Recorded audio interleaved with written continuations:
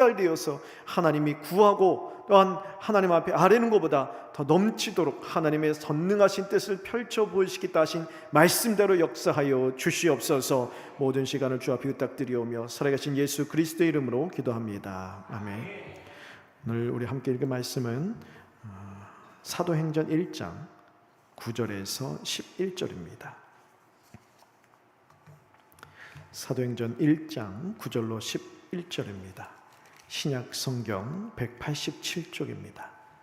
사도행전 1장 9절에서 11절까지 우리 함께 읽도록 하겠습니다. 시작. 이 말씀을 마치시고 그들이 보는데 올려져 가시니 구름이 그를 가리어 보이지 않게 하더라. 올라가실 때에 제자들이 자세히 하늘을 쳐다보고 있는데 흰옷 입은 두 사람이 그들 곁에 서서 이르되 갈릴리 사람들아 어찌하여 서서 하늘을 쳐다보느냐. 너희 가운데서 하늘로 올려주시니 예수는 하늘로 가심을 본 그대로 오시리라 하였느니라. 아멘. 오늘은 46문에서 49문을 살펴보는데요, 사도신경 가운데 하늘의 오르사라고 우리가 고백하는 그 부분을 오늘 우리가 살펴보게 될 것입니다.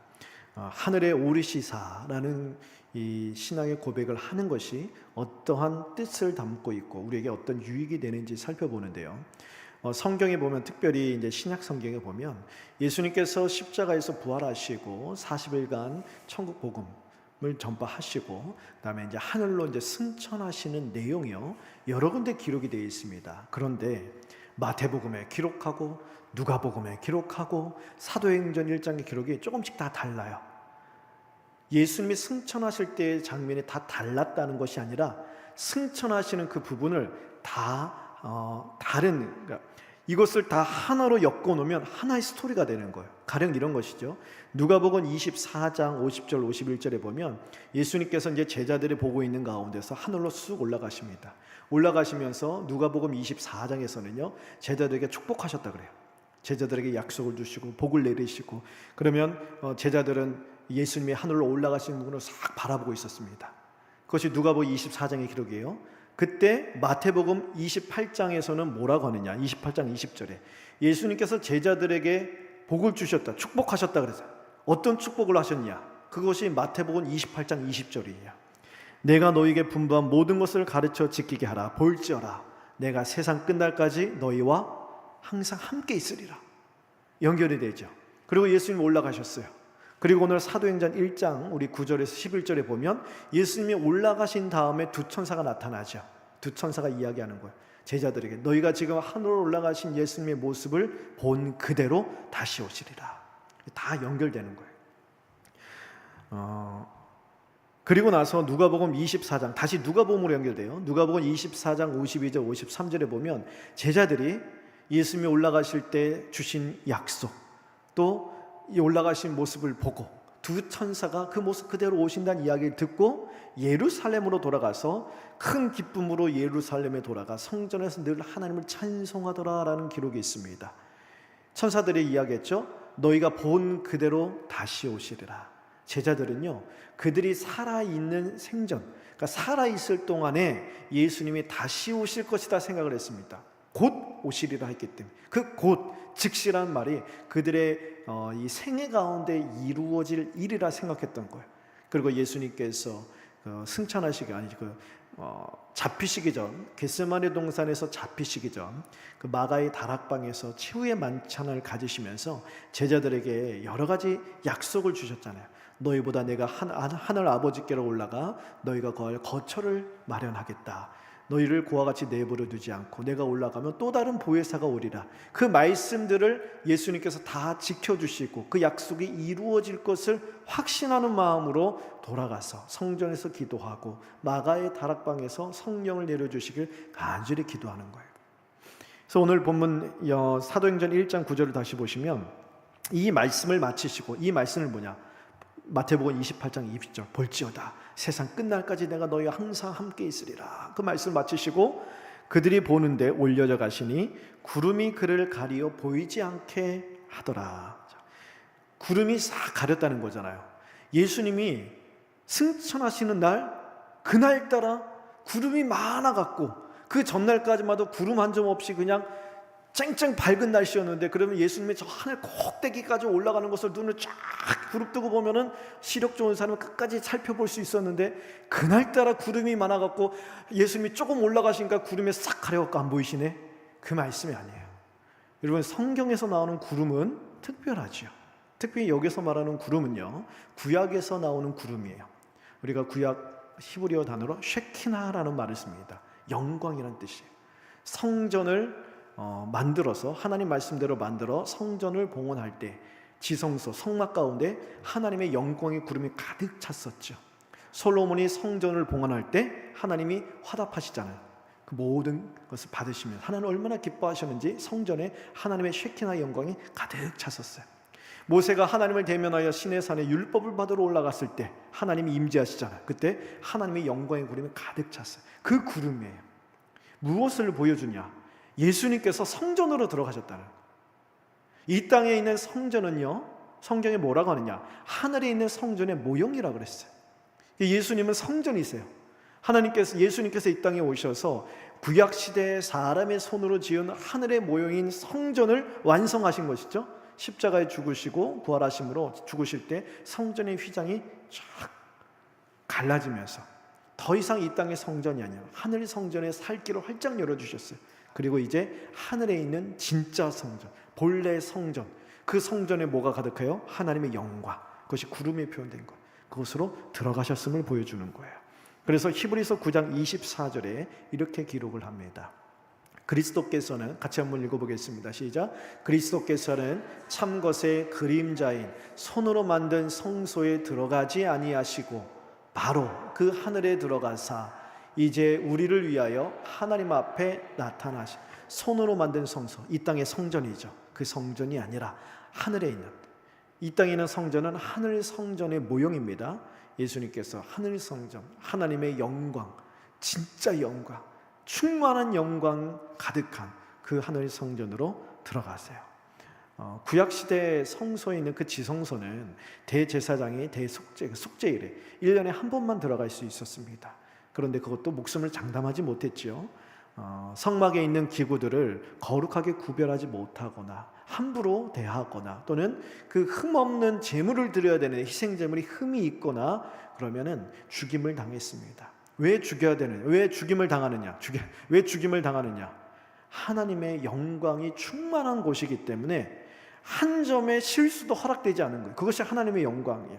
하나님의 거룩이 충만한 곳이기 때문에 죄의 모양은 요만큼이라도 존재할 수 없고 완벽해야 한다는 거예요. 그것이 하나님의 영광이에요. 그것이 가득한 곳이 천국입니다. 모세는요, 아무리 하나님과 대면하고 하나님을 얼굴과 얼굴로 마주 보았잖아요. 그럼에도 불구하고 지성소에 들어가지 못했어요. 아무리 모세라 하더라도 모세는 대제사장이 아니었어요. 지성소에 못 들어갔습니다. 모세도 못 들어갔던 그 지성소, 예수님께서 지성소보다 더 거룩하신 곳으로 지금 들어가셨다라는 거예요. 무엇을 위해서? 오늘 46문 한번 보세요.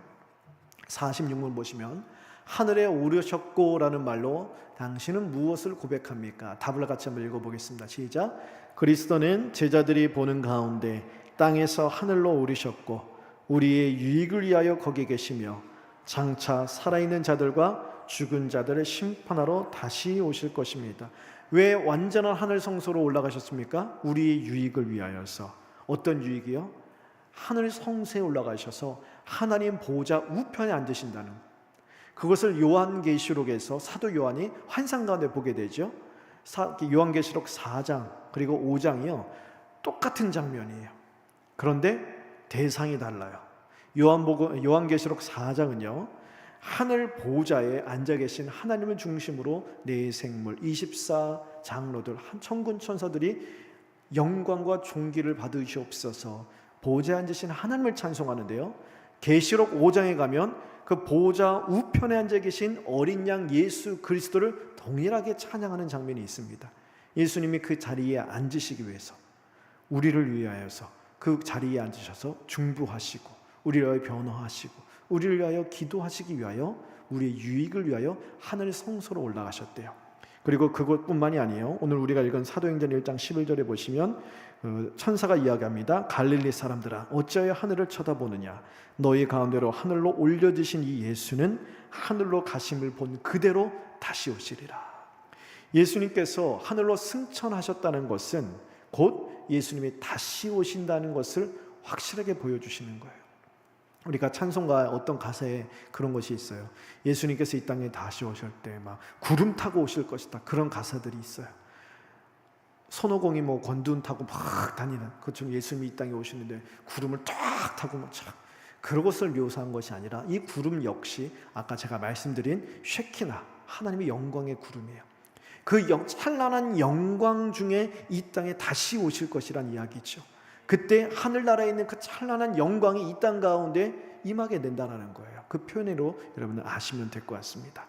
자, 그러면 47문 같이 한번 읽어보겠습니다. 자, 47문. 그렇다면 세상 끝날까지 우리와 함께 있으리라는 그리스도의 약속은 어떻게 됩니까? 아까 예수님이 올라가시면서 마태복음 28장 20절에 분명히 약속하셨죠. 볼지어다 내가 세상 끝날까지 너와 항상 함께 있으리라 약속하셨는데 그 말씀을 하시고서는 예수님이 하늘로 쑥 올라가 버리셨어요. 그 뭐예요? 이 약속은 어떻게 되냐는 거예요. 자, 답을 같이 한번 읽어보겠습니다. 시작. 그리스도는 참 인간이고 참 하나님이십니다. 그의 인성으로는 더 이상 세상에 계시지 않으나 그의 신성과 위엄과 은혜와 성령으로는 잠시도 우리를 떠나지 않습니다. 자, 예수님께서 하늘로 승천하셨지만 우리를 떠나신 게 아니라는 거예요. 하늘로 올라가신 것은 부활체예요. 자, 우리 육신의 부활을 예수님께서 몸소 보여주셨죠. 근데 예수님이 올라가셨는데 그것이 우리를 떠나신 것이 아니라 그의 신성 하나님이시기 때문에 또 성령을 통하여서 우리 가운데 늘 함께 하신다. 몸으로는 떠나 계시지만 우리 마음 가운데 영으로 함께 계신다. 이래서 우리가 48문으로 이것이 이어집니다. 48문 보시면 그런데 그리스도의 신성이 있는 곳마다 인성이 있는 것이 아니라면 그리스도의 두 본성이 서로 나뉜다는 것입니까? 어려운 말이에요. 무슨 말이냐면 예수님의 몸은 하늘로 올라가셨는데 영으로 우리 가운데 계신다면 예수님이 영과 몸이 서로 나뉘어 있는 건 아니냐, 그 뜻이에요. 자, 답을 같이 한번 읽어보겠습니다. 시작. 결코 그렇지 않습니다. 신성은 아무 곳에도 갇히지 않고 어디나 계십니다. 그러므로 신성은 그가 취하신 인성을 초월함이 분명하며 그러나 동시에 인성 안에 거하고 인격적으로 결합되어 있습니다. 말이 어려워요. 쉽게 제가 풀어서 설명드릴게요. 자, 우리는 보통 하나님을 생각할 때 하나님을 형상화하려는 그런 시도를 해요. 인간의 본성이에요. 그래서 인간은요 늘 신을 어떻게 하느냐, 형상화하죠. 그래서 세상 사람들이 섬기는 우상을 보십시오. 우상 눈에 보입니까? 보이지 않습니까? 보여요. 그렇죠? 그래서 다 보이게 만들어요. 왜 그러느냐? 느끼는 거예요. 느끼는 거예요. 아, 신이 여기 있구나. 눈에 보이지 않는 신이 아니에요. 신을 이렇게 만들었어요. 뭐 시계를 신이라고 시계가 신이 아니지만 이것처럼 하여튼 멋지고 위험 있고 능력 있는 것으로 쫙 만들었어요. 그래서 늘 이걸 옆에 둬요. 이렇게 느끼는 거예요. 아, 이 신이 나와 함께 있구나. 늘 여기 있구나. 그러니 이걸 보면서 나는 안위를 받고 나는 만족을 누리는 거예요. 내가 어떻게 살든지 어떤 죄를 범하든지 이것만 내가 신주단지 모시듯이 잘 섬기고 깨끗하게 닦고 이것이 뭐 흐트럼 없이 내가 이것을 아주 잘 섬기면 내가 신을 섬기는 거예요. 어떻게 살든지 상관없이. 여러분, 하나님은 그런 분이십니까? 하나님 그런 분이 아니에요. 그래서 하나님은 10계명 중에서 2계명에 뭐라고 하시나? 어떤 형상도 만들지 말라 그래요. 왜 형상을 만들지 말라고 하느냐? 여러 가지 의미인데 그 첫 번째, 가장 중요한 것은 하나님을 다 담아내지 못하기 때문에. 자, 예를 들어 이 하나님을 너는 나 외에 다른 신을 섬기지 말라 1계명 주시고, 그리고 나를 형상화하지 말라 2계명 주시고, 막 이런 계명을 주시고 있었어요. 시내산에서 모세에게. 근데 그 동시간대 저 밑에서는요, 이스라엘 백성들이 형상을 만들지 말라 그러는데 금송아지를 만들어서 이것이 우리를 애굽에서 건져낸 우리 하나님이다, 형상을 만들어 섬기고 있었다고요. 자, 왜 형상을 만들지 말라고 하냐? 그걸 보면 알아요. 하나님을 금송아지로 만들었습니다. 왜 하필 금송아지일까? 삐까뻔쩍하죠? 송아지. 애굽 백성들은 지금 출애굽한 지 1년밖에 안 됐잖아요. 430년 동안 애굽에서 종살이하며 애굽에서 수많은 신들을 봐왔어요. 그 중에 여러 신 중에 소는요, 힘을 상징하고요, 신성시했던 그런 동물이에요. 그래서 소도 하나의 일종의 그 상위에 있는 신 중에 하나였어요. 그래서 하나님을 이들은 눈에 보면서 자라는 게 다 신이잖아요. 여러 우상들을, 형상들을 봤잖아요. 그러니 하나님도 애굽에 있는 여러 신들 중에 하나 형상화하자. 그 중에 소, 위엄이 있고 힘이 있고, 또한 왜 하나님을 소로 했느냐? 애굽을, 바로를 꺾으시고 홍해를 가르시고 막 우리를 인도하신 힘 있는 하나님이니까 소 형상으로 만들되 금으로. 거기서 나온 금은 어디서 가져왔습니까? 애굽에서 출애굽할 때 10번째 재앙으로 모든 애굽 백성들이 패닉에 빠졌잖아요. 모든 장자가 다 죽었잖아요. 너희가 여기서 더 머물렀다면 우리가 어떤 재앙을 받을 줄 몰라, 빨리 나가라고. 그때 하나님이 모세에게 명령했죠. 이스라엘 백성들 가서 은금 패물 구하는 대로 다 받아 나오고 될 거라고. 그래서 가서 달라고 하는 거예요. 다 줄 테니 원하는 거 다 가지고 빨리 가라고. 그때 가져나온 금붙이를 가지고 하나님은 그걸 왜 주셨느냐? 성막 만들라고 주신 거예요. 성막에 필요한 기구들을 만들라고 하나님 재료들을 다 갖고 오게 하신 거예요. 그런데 그걸 가지고 무상을 만들었어요. 자, 다시 돌고 돌아서, 자, 금송아지를 만들게 되면 하나님이 금송아지가 하나님이다 하면 하나님은 뭐예요? 금송아지예요. 딱 금송아지예요. 여러분, 금송아지를 보면서 우리가 알고 있는 성경에서 나타나는 하나님이 자비로우시고 인애로우시고 긍휼이 많으시고 노하기를 더디하시고 사랑이 많으시고, 그걸 느낄 수 있습니까? 하나님이 공의로우시고 죄는 한 점의 모양이라도 하나님이 용서하지 아니하시고 심판하시는 그런 하나님의 속성을 금송아지를 보면서 볼 수가 있어요? 느낄 수가 있어요? 아니에요. 그래서 하나님의 형상을 만들지 말라는 거예요. 하나님의 그 수많은 광대하심과 아름다우심을, 속성을 일개 하나의 형상에 다 담아낼 수 없기 때문에, 그래서 하나님의 형상에서 이것이 하나님이다 딱 하면은 하나님은 요것밖에 안 되는 거예요. 알람 맞춰주고 시간 알려주고 네모나고 흰색이고 예쁘네, 이게 끝인 거예요. 하나님을 그렇게 만으로 여기지 말라는 거예요. 그래서 첫 번째 목적이고, 두 번째는 하나님을 이제 느끼려고 하지 말라는 거예요. 아까도 말씀드렸듯이 하나님을 형상화해서 이것이 하나님은 이런 분이니까 나는 어떻게 살든 어떤 죄를 짓든지 간에 나는 하나님 이 형상화, 뭐 조각으로 만들지 뭘로 만들지 이것만 잘 섬기면 된다. 그렇게 하나님을 가볍게 여기지 말라는 거예요. 사실 이 시대에 여러분 젊은이들 보잖아요. 그럼 이 시대 풍조가 어떻겠냐? 다 나를 이해해달라는 거예요. 나를 이해해달라. 나를 이해. 내가 있는 그 모습 그대로, 어떻게 보면 좋아요. 내가 나의 이 모습 그대로 나를 인정해주고 나를 받아달라 하지만 사실 그거는 잘못된 거죠. 잘못된 것 있으면 어떻게 해야 돼요? 잘못됐다고 가르쳐줘야 돼요. 여기에 뭔가 잘못된 묻어 있어요. 이거 지저분한 게 묻어 있어. 그거 깨끗하게 빨아야 돼. 닦아내야 돼. 알려줘야 돼요. 근데 그것도 그냥 그대로 받아달라는 거예요. 이 시대에 이런 문화예요. 하나님과의 관계, 신앙생활에서 마찬가지죠. 하나님은 광대하시고 영원하신 그 하나님이 있는데, 그런 하나님, 내가 하나님 앞에 나아가 하나님이 우리에게 주신 그런 본질이 있어요. 하나님의 그런 아름다운 예수 그리스도의 장성한 분량에 이르도록 자라나는 하나님의 그런 자녀로서 우리가 자라나야 할 그 과정이 있는데, 그런 거 빼고 내가 그냥 있는 모습 그대로 하나님 나를 이해해 주시고 나에게 맞춰달라. 나에게 맞춰달라. 우리가 하나님께 맞춰야 되는데 하나님은 나에게 맞추려고 하는, 이걸 형상화하지 말라는 거예요. 또 왜 형상화하지 말라 그러냐면 여러분, 하나님은요 시간과 공간에 갇혀 있는 분이 아니죠. 근데 우리는 시간과 공간에 갇혀 있습니다. 그렇기 때문에 우리는 하나님을 다 이해할 수도, 하나님을 다 알 수도 없어요. 시간을 한번 생각해 보세요. 하나님은 영원 전부터 영원까지 살아계신 분이라고 우리 고백하잖아요. 근데 그 영원이란 것도 우리는 시간 안에서 영혼을 생각하죠. 여러분이 생각하는 영혼을 한번 상상해 보세요. 지금부터 시간이 계속 가요. 계속 끝없이. 우리는 시간 안에서 영혼을 생각한다고요. 그런데 영원이나 하나님의 영혼은 시간이 생기기 전부터였어요. 그걸 우리 이해할 수가 없어요. 왜 성경에서 우리에게 그래서 하나님이 영원하신 분이라는 것을 묘사해서 어떻게 알려주시냐? 전에도 계셨고 지금도 계시고 앞으로도 계시고 창차 오실, 이것이 영원하다는 거예요. 근데 우리는 이걸 다 이해할 수가 없어요. 자, 공간도 마찬가지예요. 우리는 공간에 갇혀 있잖아요. 하지만 한 공간에 있으면, 지금 여러분 예배당에 있으면 동시에 집에 있을 수 없어요. 근데 하나님은 공간을 뛰어넘으신 분, 우리가 무소부재하다 그랬죠. 존재하지 않으시는 곳이 없다.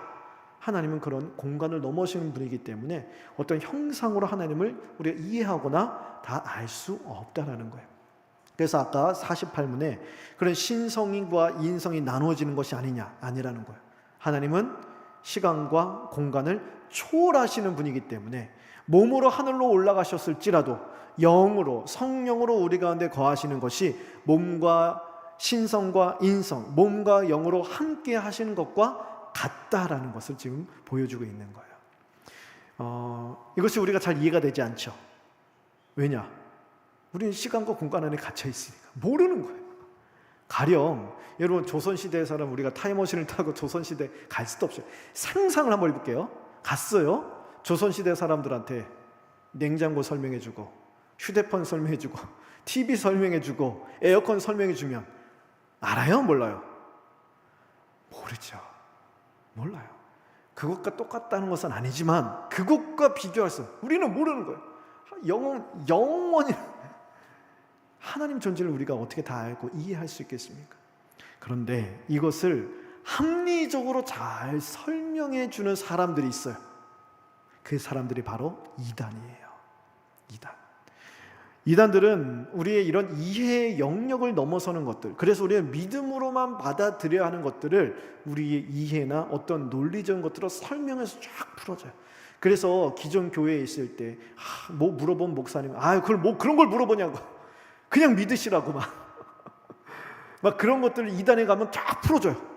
근데 잘 푸는 것이 아니죠. 결국 자기들의 입맛대로 이렇게 풀어주는 것인데, 기존 교회에서는 설명해 주지 않은 것을 여기서는 막 설명해 주니까 그거 막 빠져드는 거예요. 여러분 조심하세요. 그거는 잘 설명해 주는 것이 아니에요. 자기들이 원하는 대로 끌고 가는 거예요. 여러분, 그래서 이 성경에 나온 우리가 믿음으로만 받아들일 수 있는 것들을 설명해 주는데, 그 가운데 오늘 뭐 하나님이 뭐 시간과 공간 이런 거 다 필요 없고 가장 확실한 것, 자, 예수님을 눈에 보여주면 되잖아요. 예수님 눈에 보입니까? 안 보입니까? 안 보이죠. 그러니까 예수님 눈에 보여주면 끝나는 거예요. 그러니 뭐가 나와요? 재림주가 나오는 거예요. 재림주, 눈에 보여주겠다. 누가 재림주냐? 내가 재림주다. 여러분, 이 땅에 재림주가 지금 몇 명이나 살고 있는지 아세요? 50명이 넘었는데요. 50명이 인간 재림주가. 참 말 다 한 거죠. 그러니 이단에는요, 신비가 없어요. 예수님이 눈앞에 보이니 이거보다 더 확실한 게 어디 있어요? 그러니 내가 재림주니, 내가 풀어 설명하는 것이 이 성경보다 더 확실한 것이다 해서 그냥 입맛대로 막 조정하는 거예요. 모든 것이 그러니까 다 이해가 되고 쏙쏙 빨려 들어가고. 하지만 우리는 하나님에 대하여 다 알 수 없다는 점을 우리 잊어서는 안 돼요. 그래서 우리 믿음으로 받아들일 때에 이 말씀을 성령께서 계시하셔서 받아 적고 하시고 말씀을 주셨기 때문에 믿음으로 받아들일 때 우리 안에 있는 성령께서 이것이 믿어지도록 우리 안에 역사해 주시는 거예요. 마지막 49문 한번 보겠습니다. 그리스도께서 하늘에 오르심은 우리에게 어떤 유익을 줍니까? 첫 번째 같이 읽어보겠습니다. 그리스도는 우리의 대언자로서 하늘에서 우리를 위해 그의 아버지 앞에서 간구하십니다. 자, 첫 번째만 보세요. 우리의 대언자로서 아버지 앞에서 우리를 간구하신대요. 보호자 우편 옆에 계시면서 우리를 위해서 대언해 주신다. 자, 무엇을 대언하실까요? 항상 무엇을 대언하실까요? 우리가 죄를 범할 때마다 예수 그리스도께서 나를 대신해서 대언하신다는 거예요. 하나님, 내 피로 그 모든 죄를 다 덮었습니다. 그 모든 죄를 대신해서 내가 십자가에서 이미 심판을 받았습니다. 우리를 위하여 대언하신다는 거예요. 그래서 그 대언자를 통하여서 그 대언자로 말미암아 하나님께서 우리를 보실 때 우리의 죄를 통해 보시는 것이 아니에요. 우리의 죄를 덮으신 그리스도의 보혈이 우리 가운데 흐르고 있기 때문에 그 보혈로 말미암아 우리를 하나님 바라보시듯 바라본다는 거예요. 이것이 바로 예수님께서 하늘로 올라가셨다, 하늘로 승천하심으로 말미암아 우리가 누리는 유익 중에 하나다. 두 번째 읽어보겠습니다. 시작. 우리의 몸이 그리스도 안에서 하늘에 있으며 이것은 머리 대신 그리스도께서 그의 지체인 우리를 그에게로 이끌어 올리실 것에 대한 확실한 보증입니다. 우리 몸이 그리스도 안에서 하늘에 있다라고 이야기하죠. 지난번에도 말한 건데 성도는요, 이미 예수 그리스도와 함께 하늘에 안침받은 존재라는 거예요. 에베소서 2장 6절 또 함께 일으키사 그리스도 예수 안에서 함께 하늘에 앉히셨다. 이미 끝났어요. 여러분, 우리의 영혼이 이미 예수 그리스도를 믿잖아요. 그러면 우리는 죄와 사망 가운데서 건짐을 만나고 그랬죠. 건짐 받으면 뭐예요? 그 상태로 있으면 다시 제자리로 왔죠. 자, 죄를 짓지 않게 처음 에덴 동산에서 그 아담이 죄를 짓기 전 그 상태로 돌아온 거예요. 쉽게 말하면. 자, 거기서 다시 시작하는 거예요. 그러면 뭐예요? 우리 안에 죄를 짓지 않을 능력이 있습니까? 있어요? 없어요. 그러면 그 제 자리로 돌아왔자 소용이 없다고요. 또 넘어지는 거예요. 죄와 사망관에서 건지는 것으로 끝나면 안 된다는 거예요. 건지시사 우리를 어떻게 한다고요? 또 하늘에 앉히셨다고. 이미 끝났어요. 죄가 우리를 어떻게 주장할 수가 없어요. 물론 우리 이 땅 가운데 하나님 말씀대로 살 때도 그렇지 않을 때도 있어요. 그렇다 할지라도 그 죄가 이미 하늘에 앉혀있는 우리의 영혼에 확정된 것에 어떠한 영향도 끼치지 않는다라는 거예요. 이것이 바로 예수님께서 하늘에 오르시면서 우리로 더불어 하늘에 앉히셨다는 거예요. 예수님의 승천이 이만큼 중요하다는 것이죠. 그래서 우리가 이 땅에 살면서 때로는 죄와 싸우며 이기기도 하고 넘어지기도 하잖아요. 죄와 더불어 싸우며 이길 때는 천국문이 확실히 보이고 내가 오늘 죽어도 천국 갈 거 확실. 만일 오늘 밤 주님이 오신다라도 천국에 가실 확신이 있습니까? 네, 아멘. 그런데 죄에 걸려 넘어지고 하나님 앞에 부끄러움이 많고 하면은 오늘 밤 나오면 오늘은 안 되고요. 아니라는 거예요. 내가 하나님 말씀대로 행하든지 그렇지 않든지 하늘 앞에서 당당하든지 부끄럽든지 우리의 어떠한 상태에 상관없이 하늘의 문은 닫혔다 열다 하지 않아요. 항상 열려 있고요. 우리의 영혼은 이미 확정되었습니다. 여러분, 신앙생활은요 꼭 기억하세요. 내 자신을 보고 가는 게 아니에요. 만일 내가 어떤 것으로 구원을 받았다면 신앙생활도 그렇고 구원도 그렇고 천국도 그렇고 나의 하기에 달려 나름인 거예요.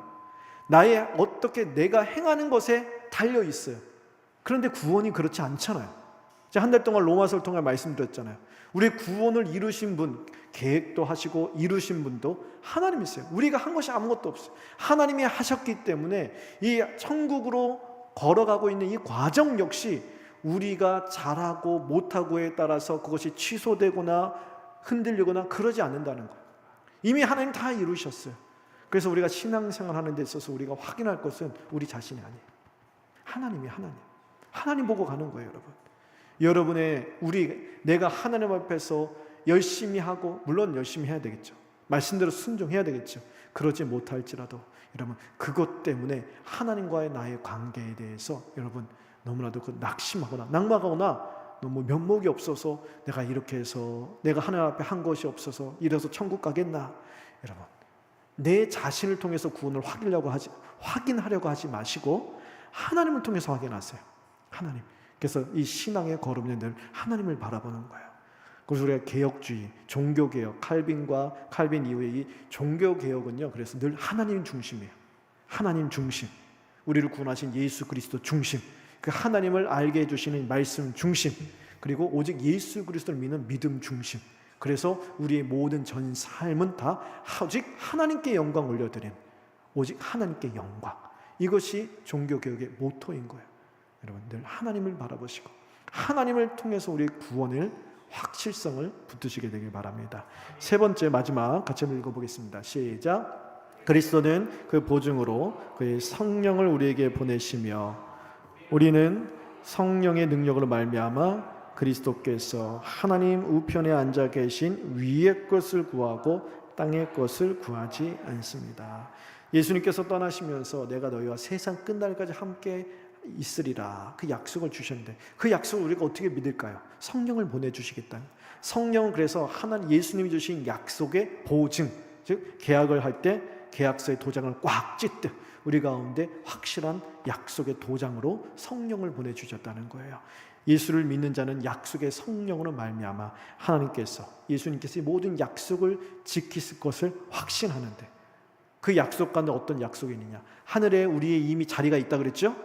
여러분 하늘에 자리가 있습니다. 지난번도 말씀드렸지만 여러분이 이 자리에서 예배 드릴 때 하늘에 있는 여러분의 자리에서도 천사들이 예배 드리는 거예요. 여러분의 자리가 있을 거예요. 저의 자리가 있어요. 생명책에 기록된 그 이름이 다 자리가 있어요. 그 자리에 이미 우리가 여기서 예배를 드리고 찬송을 하고 기도하는 모든 것이, 특히 우리의 모든 기도가 천사들이 우리의 기도를 다 누구예요? 요한계시록의 금대접에 딱 담아 하늘로 올라간대요. 하늘 성소로 갖고 올라가는 거예요.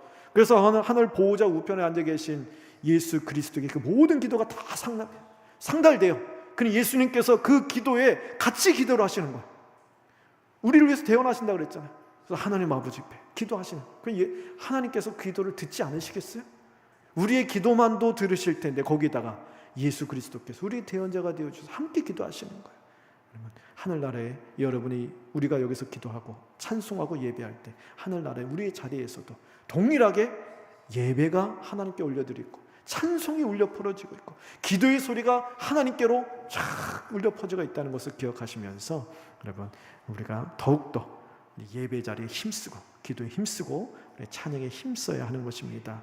하나님 성령께서 우리에게 어떤 약속을 확실하게 인쳐두시느냐, 성경에 기록된 대로 예수님이 하늘로 올라가셨다는 것은 우리에게도 그 날이 있다라는 것을 보장해 주시는 거예요. 예수님께서 영광 가운데 다시 오실 때 나팔 불 때 뭐라고 하죠? 찬양 불 때 나팔 불 때 나의 이름을 부르신다고요. 그러면 예수님이 오실 때까지 살아있는 자들은 하늘로 올라가는 것이요, 그 전에 죽은 영혼들은 하늘에 있는 영혼들이 예수님께 다시 이 땅에 묻혀진 육신이 일어나는 거예요. 그래서 결합이 되어서 예수님과 동일한 영광스러운 부활의 몸으로 변모가 돼요. 그 몸으로 하늘나라에 올라가 우리에게 허락하신 썩지도 않고 쇠하지도 않고 더럽혀지지 않는 하늘의 신령한 유업을 영원토록 누리는 그런 복된 삶을 살아가게 될 것입니다. 그 날이 있다라는 거예요. 그렇기 때문에 마지막으로 우리가 어떻게 해야 되냐? 위의 것을 구하라, 땅의 것을 구하지 말라. 이것이 예수님께서 하늘로 올라가셨다라는 이 신앙의 고백의 내용이고 우리에게 주신 유익입니다. 우리 이 말씀 붙들고